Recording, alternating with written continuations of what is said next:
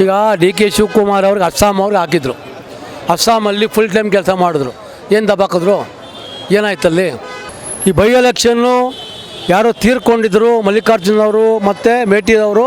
ಅದು ಅನುಕಂಪದ ಅಲೆ ಬರುವಂಥ 2028ಕ್ಕೆ 100ಕ್ಕೆ 100 ನಾವು ಭಾರಿ ಬಹುಮತದಿಂದ ಭಾರತೀಯ ಜನತಾ ಪಾರ್ಟಿ ಗೆಲ್ಲುತ್ತೆ.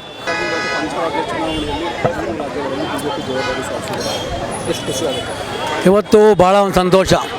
ಇವತ್ತು ನಮ್ಮ ಅಪೇಕ್ಷೆ ಏನಿತ್ತು, ಕೇರಳದಲ್ಲಿ ಪಕ್ಷದ ಸಂಘಟನೆ ಬಗ್ಗೆ ನಮ್ಗೆ ಗೊತ್ತಿತ್ತು. ನಾವು ಅಂದ್ಕೊಂಡಿದ್ದು 8 ಶಾಸಕರು ಕೇರಳದ ಗೆಲ್ತಾರೆ ಅಂತ ಅಂದ್ಕೊಂಡಿತ್ತು.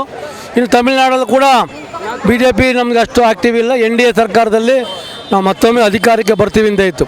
ಆದರೆ ಈ 3 ರಾಜ್ಯಗಳಲ್ಲಿ ಪುದುಚೇರಿ, ಅಸ್ಸಾಂ ಮತ್ತು ಪಶ್ಚಿಮ ಬಂಗಾಳದಲ್ಲಿ 100ಕ್ಕೆ 100 ಗೆಲ್ತೀವಿ ಅಂತ ಏನೋ ಅಪೇಕ್ಷೆ ಇತ್ತು. ಜನ ಓಟ್ ಹಾಕಿದ್ದಾರೆ, ತೀರ್ಮಾನ ಮಾಡಿದ್ದಾರೆ. ಎಲ್ಲರೂ ಕೂಡ ಭಾಳ ಜನ ಆಸೆ ಪಟ್ಟಿದ್ದು ಅಲ್ಲಿ ಧರ್ಮವನ್ನು ಕಾಪಾಡಬೇಕು, ಮತ್ತು ಅಲ್ಲಿ ಅಭಿವೃದ್ಧಿ ಆಗಬೇಕು, ಮೋದಿಯರವರು ಅಭಿವೃದ್ಧಿ ಮಾಡಬೇಕು ಅಂತ ಇತ್ತು. ಈ ದೃಷ್ಟಿಯಿಂದ ಭಾಳ ಸಂತೋಷ ಆಗ್ತಾಯಿದೆ. ಜನ ಕೂಡ ಎಲ್ಲ ರೋಡ್ಗಿಳಿದು 95% ವೋಟಿಂಗ್ ಮಾಡಿದ್ದಾರೆ ಅಂತಂದರೆ ಲೆಕ್ಕ ಹಾಕ್ಕೊಳ್ಳಿ ಯಾವ ಥರ ನಮಗೆ ಜನ ಓಟ್ ಆಶೀರ್ವಾದ ಮಾಡಬೇಕು ಅಂತಾರೆ. ಅದೇ ಥರ ಕರ್ನಾಟಕದಲ್ಲೂ ಆಗಬೇಕು ಅಂತ ಕೇಳ್ತೀವಿ ಸರ್ ನಾವು. ಜೊತೆಗೆ ಈಗ ಚುನಾವಣೆ ಫಲಿತಾಂಶ ಬರೋಕ್ಕೂ ಮೊದಲೇ ಮಮತಾ ಬ್ಯಾನರ್ಜಿ ಅವರು ಹೇಳ್ತಾ ಇದ್ದಾರೆ, ಕೆಲವೊಂದು ಕಡೆ ವ್ಯವಸ್ಥಿತವಾಗಿ ಸಂಸೆ ರೂಪಿಸ್ತಾ ಇದ್ದಾರೆ ನಮ್ಮ ಮೇಲೆ ಅಂತ. ಈಗ ಅದ್ರ ಬಗ್ಗೆ ಏನು ಹೇಳಬೇಕು? ಈಗ 15 ವರ್ಷ ಮಮತಾ ಬ್ಯಾನರ್ಜಿಯ ಏನು ಜನ ಬೇಸತ್ತೋಗಿದ್ದಾರೆ. ಎಲ್ಲಿ ಅಕ್ರಮ ಬಾಂಗ್ಲಾದೇಶಿಯರು ಬಂದಿದ್ದಾರೆ, ಅವ್ರನ್ನ ಕಳಿಸ್ಬೇಕು ಅಂತ ಕೂಡ ಜನ ಒಂದು ಉದ್ದೇಶ ಇತ್ತು. ಅವರ ಹಿಂಸೆಗಳು, ಲೂಟಿಗಳು ಮಾಡುವಂಥ ಕೆಲಸಗಳು, ಆಮೇಲೆ ಜನ ಕೂಡ ಮನೆಯಿಂದ ಆಚೆ ಬರೋದಕ್ಕೆ ಭಯದ ವಾತಾವರಣ ಇತ್ತು. ಈ ದೃಷ್ಟಿಯಿಂದ ಜನ ತೀರ್ಮಾನ ಮಾಡಿದರು. ಇವತ್ತು ಜನ ಆಚೆ ಬಂದು 100ಕ್ಕೆ ನೋಡಿ ಗಂಗಾ ನದಿ ತೀರದಲ್ಲಿ ಸುಮಾರು 8-10 ಕಾನ್ಸ್ಟಿಟ್ಯೂನ್ಸಿ ನಾವು ಗೆದ್ದಿದ್ದು ನಾವು. ಅದೇ ಥರ ಎಲ್ಲೆಲ್ಲಿ ನಮಗೆ ಹಿಂದೂಗಳ ಒಂದು ಏನು ಬೆಲ್ಟ್ ಇದೆ ಅಲ್ಲೂ ಕೂಡ ನಮ್ಮ ಜನ ಆಶೀರ್ವಾದವನ್ನು ಮಾಡಿದ್ದಾರೆ. ಒಟ್ಟಾರೆ ಒಂದು ಬಂಗಾಳದಲ್ಲಿ ಒಂದು ಡೆವಲಪ್ಮೆಂಟ್ ಶುರು ಆಗುತ್ತೆ, ಜನ ನೆಮ್ಮದಿಯಿಂದ ಇರ್ತಾರೆ.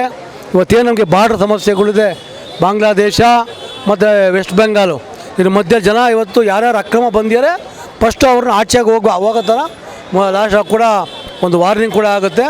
ಪಶ್ಚಿಮ ಬಂಗಾಳಕ್ಕೆ ನ್ಯಾಯ ಸಿಗಬೇಕು, ಡೆವಲಪ್ಮೆಂಟ್ ಬೇಕು, ಅದಕ್ಕೋಸ್ಕರ ಮಾಡ್ತೀವಿ ಸರ್. ಪಶ್ಚಿಮ ಬಂಗಾಳದ ಈ ಅದ್ಭುತ ಗೆಲುವು ಕರ್ನಾಟಕ ರಾಜ್ಯಕ್ಕೆ ಇಂಪ್ಯಾಕ್ಟ್ ಆಗುತ್ತೆ ಮುಂದಿನ ದಿನಗಳಲ್ಲಿ. ಈ ಬಾರಿ ಏನು ಚುನಾವಣೆ ಬೈ ಎಲೆಕ್ಷನ್ ಆಗಿದೆ, ಇದು ಒಂದು ದಿಕ್ಸೂಚಿ ಅಲ್ಲ.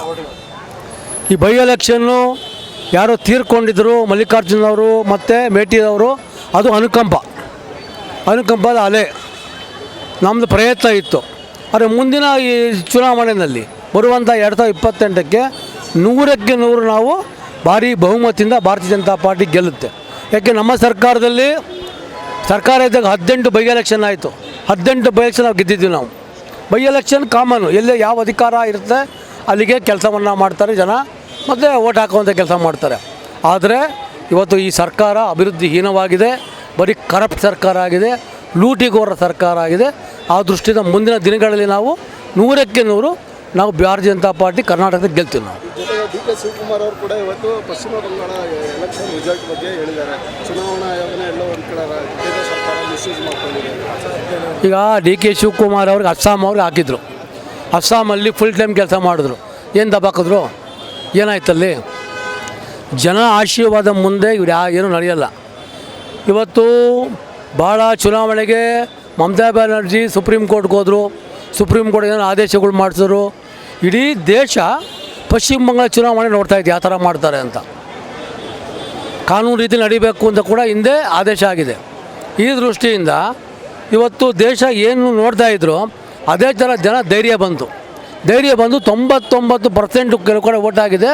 91 ಇಡೀ ಪಶ್ಚಿಮ ಬಂಗಾಳದಲ್ಲಿ ಓಟ್ ಆಗಿದೆ. ಅಂದರೆ ಜನ ರೋಡಿಗೆ ಬಂದು ಇವತ್ತು ಬೀದಿ ಧೈರ್ಯದಿಂದ ಮೋದಿಯವರು ಬೇಕು, BJP ಸರ್ಕಾರ ಬೇಕು ಅಂತ ಓಟ್ ಹಾಕಿದ್ದಾರೆ.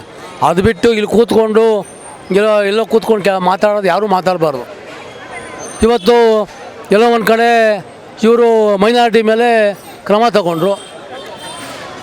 ತಗೊಂಡ್ಮೇಲೆ ಯಾತಕ್ಕೆ ಗೆದ್ರು ಮೈನಾರಿಟಿಗೆ ವಿಧಿ ಇಲ್ಲ, ಅಲ್ಲಿ BJP ಗೆಲ್ಲಬಾರ್ದು ಅಂತ ಮೈನಾರಿಟಿ ಮತ್ತೊಮ್ಮೆ ಓಟ್ ಹಾಕಿದ್ದಾರೆ ಅಲ್ಲಿ.